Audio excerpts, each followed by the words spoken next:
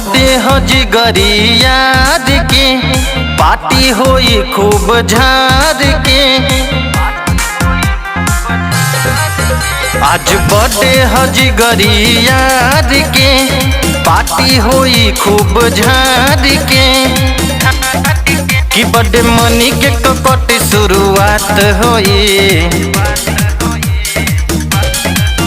केहू बोली त गोली से बात होई। आज पार्टी सारी सारी रात होई। कमन गोली के करिया बटात होई। आज पार्टी सारी सारी रात होई। रात होई, रात होई।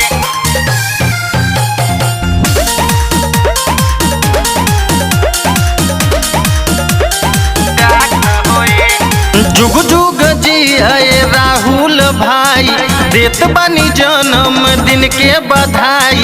काटी के केक आज बाटो मिठाई, बाजता डीजे चल कमर हिलाई। जुग जुग जी है राहुल भाई, देत बानी जन्मदिन के बधाई। काटी के केक आज बाटो मिठाई, बाजता डीजे चल कमर हिलाई। रंगदारन के जुटल बारात होई। केहू बोली त गोली से बात होई। आज पार्टी सारी सारी रात होई। कमन गोली के करिया बटात होई। आज पार्टी सारी सारी रात होई। पार्टी सारी सारी रात होई।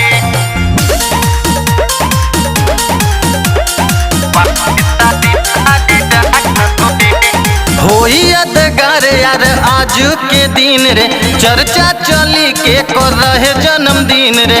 पी के भी और सचिन रहे रंगीन रे, सूट बूट टाई सब आई पहिन रे। अरे होई यादगार यार आज के दिन रे, चर्चा चली के कर रहे जन्मदिन रे। पी के भी और सचिन रहे रंगीन रे, सूट बूट टाई सब आई पहिन रे। अमित संतोष से आज मुलाकात होई। केहू बोली त गोली से बात होई। आज पार्टी सारी सारी रात होई।